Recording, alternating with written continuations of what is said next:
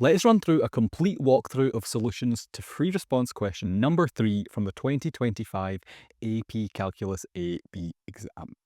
Now, this is a non-calculator problem, and it's all about giving you a table of values and expecting you to work with it in the context of a word problem. This is a classic AP problem type. They love to throw one at you almost every year in the FRQ, so it's a great one for us to practice. Let's dive in. So let's take a look at the setup. A student starts reading a book at t equals 0. They read it for 10 minutes, and the table is giving us select values of the rate at which they are reading in number of words per minute. Okay, we're going to work with this table, this differentiable function r of t, to answer some questions. In this first part, they're just asking us to estimate r prime of 1 using average rate of change. Show work, include units, the usual stuff. So you don't have to do this when you're under time pressure on the exam, but to sort of conceptually show you what's going on in this problem, I'm going to draw a wee graph. So t equals 1, the moment in time we're asked to evaluate r prime at, lies between exactly halfway between t equals 0 and t equals 2. So if I plot what's going on here, I know that one of my data points from my table is the point 090. My other is 100. The point in time I'm interested in is t equals 1 right down there. So r prime is supposed to measure the slope of the tangent to my curve of the function r. But I don't know what r is doing, right? It could be doing anything. Okay. But I want to estimate the slope of the tangent at this point on the curve at t equals 1. Okay. Well, I don't have enough information to do that, but I do have some information that will let me estimate. So I can use these points on either side. I can join them by the secant line and calculate the slope of that secant line. And that's how we're going to estimate r prime of 1. You can see in my little sketch I've drawn, yeah, okay, the yellow tangent and the red secant line kind of have similar looking slopes. So it's not so outlandish that the slopes might be roughly equal. So that's what we're going to do here. So r prime of 1 is going to be roughly equal to the slope of that red secant line. It's just rise over run.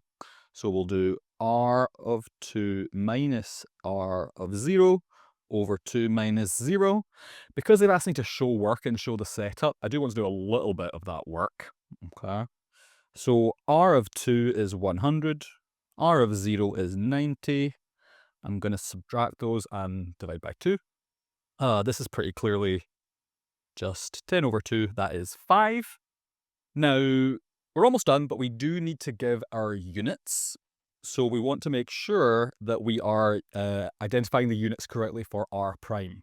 Now, r prime is a rate, so all I need to do is figure out the units of r and the units of time. Now, this is a little bit finicky because if you notice, the units of r already mention time. So the units of r are words per minute, but I'm taking the rate of change of that quantity with respect to time, which are in minutes. So my units of r prime are going to be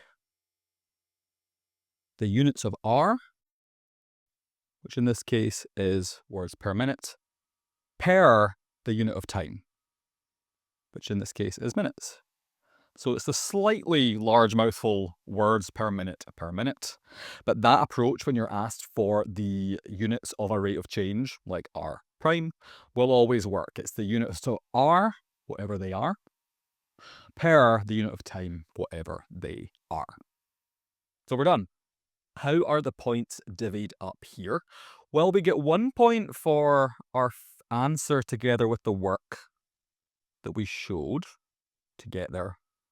And we get 1 point for our units. That's 2 points all together. Nice. Okay, on to the next part, part B. This is asking us an existence question, and it's asking us to justify it. So here, when I see a question asking me about does a certain value exist, I'm immediately thinking intermediate value theorem, mean value theorem, something like that. Okay, so let's engage that software in our heads and see what we can tease out here, see what we can make sense of. So again, under time pressure, you might not draw a little graph, but I'm going to help us see what's happening here. So I'm being asked between time values 0 and 10, must there be a moment in time in those 10 minutes where the rate equals 155? Well, let's look at what the table is giving me at the points 0 and 10 for my time values. So I have this first point here, 0, 90, got over here at 10 minutes, 10, 162, and it's asking me, okay, let's see, 155? Well, that's somewhere around here on my vertical axis, right? So the question is, does there have to be a moment in time where r equals 155, where the graph of r passes through y coordinate 155?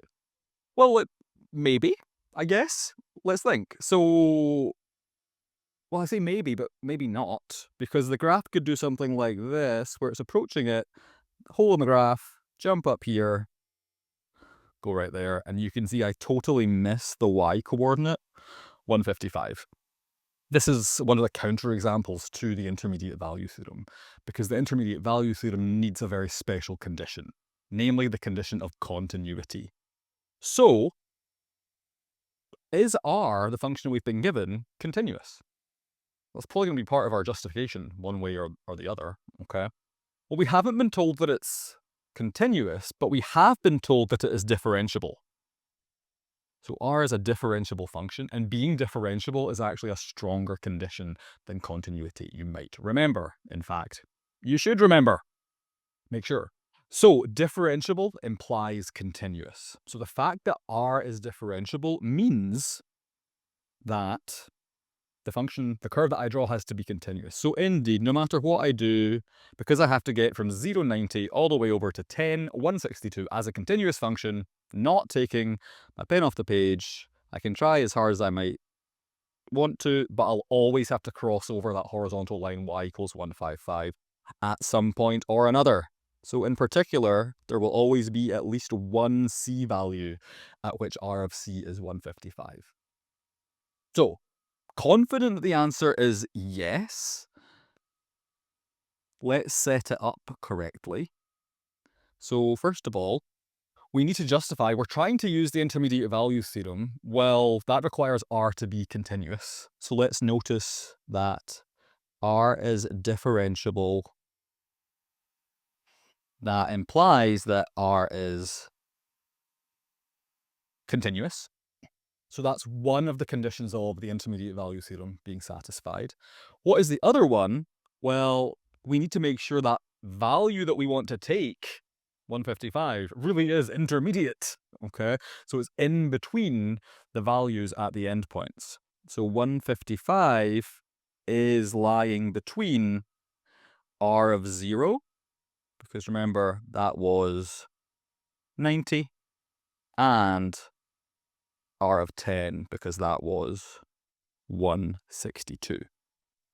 So there we have it. That is complete justification. We actually don't need to mention the intermediate value theorem by name to get full credit. We just need to mention the conditions. Okay. So how are the points divvied up here? Well, I get 1 point for this deduction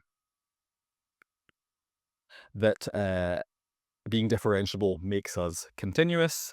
And then I get 1 point for my answer yes with suitable justification, namely that the other condition of the intermediate value theorem is satisfied. Nice work. Okay, on to part C. We're being asked to use the values in the table to cook up a trapezoidal sum to estimate the definite integral of this r function from 0 up to 10. Again, I'm going to draw a graph for us to work with. Under time pressure, if you remember the formula for the trapezoidal rule, I would just go straight to that. But here, let's talk things through. So the integral of r from 0 up to 10 is the area under the curve. But I don't have a curve. I've just got these 4 data points. So let's plot these points. So I've got 0, 90. I've got 2, 100. I'm then going to jump along and have 8, 150. And my final point is 10, 162. Not exactly to scale, but close enough for us to make some conceptual deductions. So the area under this curve, I don't know what the graph is doing, but I can draw a little pretend one. Maybe it's doing something like this. Okay, I want to figure out the area under this curve from t equals 0 up to 10. Well, I can approximate that using trapezoids. That's all the trapezoid rule is doing. And it says, take your adjacent points on your graph, turn them into trapezoids, or use them to generate some trapezoids for us. So again, I'll just connect with the secant line, each pair of adjacent points, and then drop down that vertical. So you can see I now have 3 trapezoids, which is what they've asked me to use. Got that first purple one. I've got this middle blue one. And then I've got that final one that will make red. Okay, so we're going to estimate the area under this curve, the definite integral of r from 0 up to 10, using these 3 trapezoidal areas. So let's make sure we show enough working to get our point for showing our work, but we need to remember the formula for the area of a trapezoid. Well, we know that we hopefully remember, or hopefully know, it's the average of the heights of the trapezoids. So I'm going to take 90 plus 100 all over 2. That's the height of those 2 points. And then I need to multiply by the base of the trapezoid. Okay, so we know these just by working along the horizontal axis. That's base 2. That is base from 2 up to 8, so that's 6. And that final one is base 8 up to 10, so that's length 2. So my first trapezoid, the average of the heights is 90 plus 100 all over 2, multiplied by the base 2. That is that first trapezoid. For our next trapezoid, okay, I'm going to average the heights. That is 100 plus 150 averaged times the base of that middle trapezoid. That's 6. And finally, we'll have the third red trapezoid. The average of my heights is 150 plus 162 all over 2 times the base of the trapezoid, which is length 2. Now we can actually just stop here, basically, okay? We've shown sufficient working. We've indicated that we are working with the areas of trapezoids. Okay, these formulas look like, these expressions look like areas of trapezoids. We could simplify further, and I mean, since you're here with me, I'll just tell you this does equal 1,252, but you don't need to do that on the AP exam, remember. They're not testing your understanding of basic calculation, basic arithmetic. They want to test your understanding of calculus, high-level algebra stuff, okay? So, where are our points divvied up? Well, I get something like 1 point for the form of the trapezoidal rule. So something looks like 3 terms added together where I'm taking a product of some relevant lengths. So I get 1 point for that. And whether or not I work all the way to the simplified version, I get 1 point for my final answer with supporting work. Nice job. So in part D, we're flipping the script for some reason, and now all of a sudden there's a teacher who's come along, also to read for 10 minutes along with the student. Except instead of looking at a table of values, we're actually given a fully fledged function, w of t, that tells me the number of words read per minute by this teacher. So it's the number of words read per minute. I'm highlighting that because I want to just emphasize this is a rate. Okay, W is a rate. It's telling me the rate of number of words per minute read. Okay, we want to know how many words the teacher has read after 10 minutes, and we're going to show work. Well, crucially, that total number of words, okay, the key part of so many calculus problems like this is integrating a rate to get a total. Okay, so we're going to integrate w of t, and we're going to integrate that rate from 0 up to 10. Think about it. If you want to know how far you've traveled, you integrate the rate of change of your travel, the velocity. Here we want to know how many words we have read in total, so we're going to integrate the rate of change of the number of words. Okay, it's kind of like our velocity of reading, if you like, conceptually. So we now just need to calculate this definite integral, and the good news is the rule for w is a polynomial. So it is -3/10 of t squared plus 8t plus 100, and we're integrating with respect to time. Polynomials we've been integrating since day 1 of integrating, basically. So let's do this correctly and speedily. So I'm going to undo the power rule for each term to find my antiderivative. Okay, is going to be -1/10 t cubed, increase the t squared to 3, divide by 3. I'll get 4t squared for my second term, increase the power of t to the 1 to t to the 2, divide by the 2, and then 100, that constant will just become 100t. Need to remember I'm going to evaluate at my limits and take a difference. Nearly there. So evaluating at the 10, I'm going to get -1/10 times 10 cubed plus 4 times 10 squared plus 100 times 10. I then need to subtract off the difference with the other limit. So I'll get -1/10 times 0 cubed plus 4 times 0 squared plus 100 times 0. Of course, now those are all zeros. Now, just like I said in the previous part, we don't need to simplify any further. The calculus is over. They're not testing, do we know how to do basic calculations? Okay, but again, since you're here with me, I will tell you this works out really nicely as 1,300 words. But we don't need to actually include that to get full credit. Okay. So we're done. Let's see how the points were divvied up here. Well, we get 1 point for knowing that we're supposed to integrate the rate. So having w of t appear as an integrand in a definite integral, some kind of integral, we'll get a point for that. We then get a point for knowing the antiderivative of that polynomial. Nice. And then we get a final point for our final numerical answer, whether that's the simplified version or not. So there you have it, another free response question from the 2025 exam in the books. How did you get on? Let me know in a comment. Which did you find the most tricky? I would have maybe a guess that it might have been that intermediate value theorem one. Who knows?